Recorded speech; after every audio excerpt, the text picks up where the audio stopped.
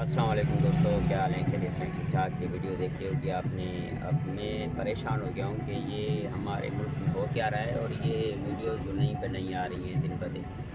इसके बैरून ममालिक में या बाहर के लोगों की तरफ ये कौन से तासुरात जा रहे हैं हमारे पाकिस्तान के, समझ में नहीं आ रहा है क्या सच है क्या झूठ है, अल्लाह ही जानता है।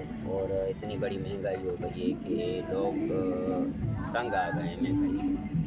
आटा पूरा नहीं कर रहे, आटा पूरा होता है तो नमक नहीं पूरा होता, नमक तो मिर्च नहीं पूरा होता, कहाँ जाए बंदा। तो हम दुआ करेंगे और सब मिल के दुआ करें अल्लाह पाक पाकिस्तान के लिए, पाकिस्तान के लोगों को और पाकिस्तान की आवाम को जो इन तकलीफ से, जो इन परेशानियों से निजात दे और हमारे लिए बेहतरी हो। हम दुआ कर रहे हैं और करते रहेंगे कि हमारा जो है पाकिस्तान जिंदाबाद रहे। ਸਲੂਟ ਤਾਕਤਵਰ ਲੋਕਾਂ ਨੂੰ, ਸਲੂਟ ਦਿਲ ਦੀ ਗਹਿਰਾਈ ਤੋਂ, ਸਲੂਟ ਜ਼ਿੰਦਾਬਾਦ ਜ਼ਿੰਦਾਬਾਦ ਜੀ। ਤੁਹਾਡੇ ਕਾਰਨਾਮਿਆਂ ਤੇ ਤੁਹਾਨੂੰ ਸਲੂਟ, ਜ਼ਿੰਦਾਬਾਦ। ਇੱਕ ਗਰਦਾਰ ਜਿਹਦਾ ਨਾਮ ਨਹੀਂ ਲੈਣਾ, ਖਬਰਦਾਰ ਨਾਮ ਲਿਆ ਜਾਂ ਉਹਦੀ ਤਸਵੀਰ ਲਗਾਈ, ਜਿਨੇ ਵਰਲਡ ਕੱਪ ਜਿੱਤਿਆ ਸੀ ਨਾ, ਖਬਰਦਾਰ ਉਹਦਾ ਨਾਮ ਲਿਆ ਤੁਸੀਂ ਤੇ। ਜਿਨੇ ਸ਼ੌਕਤ ਖਾਨਮ ਬਣਾਇਆ ਨਾ, ਖਬਰਦਾਰ ਉਹਦਾ ਨਾਮ ਲਿਆ ਤੁਸੀਂ ਤੇ। ਜਿਹੜਾ ਕਰਾਚੀ 'ਚ ਸ਼ੌਕਤ ਖਾਨਮ ਬਣਦਾ ਪਿਆ ਨਾ, ਉਹ ਬਿਲਕੁਲ ਉਹਦੀ ਜਿਹੜੀ ਬਿਲਡਿੰਗ ਹੈ ਨਾ, ਉਹਨੂੰ ਢਾ ਦਿਓ। ਸਾਰੇ ਸ਼ੌਕਤ ਖਾਨਮ ਜਿਹੜੇ ਨਾ ਢਾ ਦਿਓ, ਖਤਮ ਕਰ ਦਿਓ, ਉਹਨਾਂ ਦਾ ਨਾਮ ਮਿਟਾ ਦਿਓ ਉਹਦਾ, ਕਿਉਂਕਿ ਉਹਦਾ ਨਾਮ ਨਹੀਂ ਲੈਣਾ ਚਾਹੀਦਾ, ਤੁਹਾਨੂੰ ਆਉਣਾ ਨਹੀਂ ਚਾਹੀਦਾ। ਸਲੂਟ ਹੈ ਤੁਹਾਨੂੰ, ਸਲੂਟ ਹੈ ਵੱਡਿਓ ਲੋਕੋ, ਸਲੂਟ। ਕਿਉਂਕਿ 80 ਸਾਲ ਦੀ ਔਰਤ ਨੂੰ ਪਕੜ ਕੇ ਅਸੀਂ ਮਰਦਾਨਗੀ ਆਪਣੀ ਦੱਸਣ ਡਏ ਆ। ਇੱਕ 75 ਸਾਲ ਦੇ ਬੰਦੇ ਨੂੰ ਪਕੜ ਕੇ ਅਸੀਂ ਮਰਦਾਨਗੀ ਦੱਸਣੇ ਪਏ ਆ। ਇੱਕ ਜਿਹੜਾ ਜਰਨਲ ਸੀ, ਬ੍ਰਿਗੇਡੀਅਰ ਸੀ, ਉਹਦੀ ਪੋਤੀ ਦਾ ਰੇਪ ਕਰਕੇ ਅਸੀਂ ਆਪਣੀ ਮਰਦਾਨਗੀ ਦੱਸਣੇ ਪਏ। ਸਰ ਸਲੂਟ, ਦਿਲ ਦੀ ਗਹਿਰਾਈ ਤੋਂ ਸਲੂਟ ਤੁਹਾਨੂੰ। ਅੱਲਾ ਤੁਹਾਨੂੰ ਜ਼ਿੰਦਗੀਆਂ ਦੇਵੇ ਲੰਬੀਆਂ ਲੰਬੀਆਂ, ਜਿਹੜੀਆਂ ਹੋਣੀਆਂ ਨਹੀਂ, ਮਿਲਣੀਆਂ ਨਹੀਂ, ਤਾਂ ਕਿ ਤੁਸੀਂ ਆਪਣੀ ਮੌਤ ਮੰਗੋ ਤੇ ਤੁਹਾਨੂੰ ਮੌਤ ਨਾ ਮਿਲੇ। ਇੰਨੀ ਲੰਬੀ ਜ਼ਿੰਦਗੀ ਹੋਵੇ ਤੁਹਾਡੀ।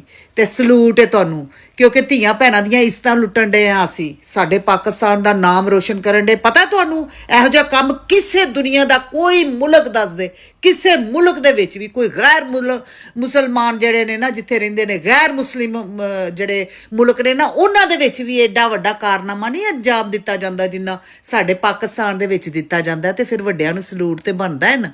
ਇਹ ਦੇਖੋ ਜੀ, ਸਲੂਟ। ਲੋਕਾਂ ਦੇ ਘਰਾਂ 'ਚ ਅੱਧੀ ਰਾਤੀ, ਲੋਕਾਂ ਦੇ ਪ੍ਰਾਈਵੇਟ ਬੈਡਰੂਮਾਂ ਦੇ ਵਿੱਚ ਅਸੀਂ ਘੁਸ ਜਾਂਦੇ ਹਾਂ।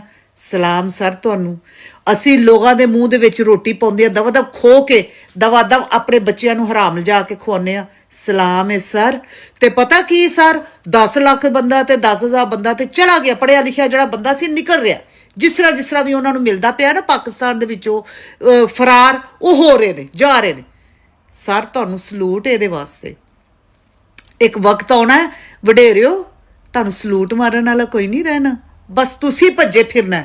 ਉਹ ਜਿਸ ਤਰ੍ਹਾਂ ਇੱਕ ਕੰਜਰੀ ਆਪਣੇ ਕੋਠੇ ਤੇ ਆਪੇ ਇਕੱਲੀ ਹੋਵੇ, ਪਾਗਲ ਹੋ ਜਾਵੇ ਨਾ, ਤੇ ਉਹ ਆਪਣੇ ਕੋਠੇ ਤੇ ਆਪੇ ਨੱਚਦੀ ਫਿਰਦੀ ਰਹਿੰਦੀ, ਭੱਜੀ ਫਿਰਦੀ ਰਹਿੰਦੀ, ਤਮਾਸ਼ਬੀਨ ਲੱਭਦੀ ਏ ਕਿ ਕਿਹੜਾ ਆਣ ਕੇ ਮੈਨੂੰ ਦਾਤ ਦੇਵੇ, ਮੇਰੇ ਡਾਂਸ ਨੂੰ ਵੇਖੇ ਤੇ ਮੈਨੂੰ ਦਾਤ ਦੇਵੇ।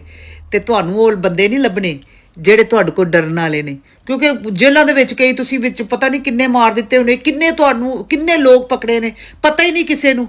ਸਰ ਤੁਸੀਂ ਇੰਨਾ ਨਾਮ ਰੋਸ਼ਨ ਕੀਤਾ। ਇੱਕ ਗਰਦਾਰ ਨੇ ਹਸਪਤਾਲ ਬਣਾਤੇ ਪਾਕਿਸਤਾਨ 'ਚ, ਵਰਲਡ ਕੱਪ ਜਿੱਤ ਕੇ ਲੈ ਆਂਦਾ ਪਾਕਿਸਤਾਨ ਦੇ ਵਿੱਚ ਮਹਿੰਗਾਈ ਖਤਮ ਕਰਨ ਦੀ ਕੋਸ਼ਿਸ਼ ਕੀਤੀ। ਉਹਦੀ ਜ਼ਰੂਰਤ ਕਿਵੇਂ ਪਈ ਇੰਨੇ ਵੱਡੇ ਵੱਡੇ ਕੰਮ, ਛੋਟੇ ਛੋਟੇ ਕੰਮ ਕਰਨ?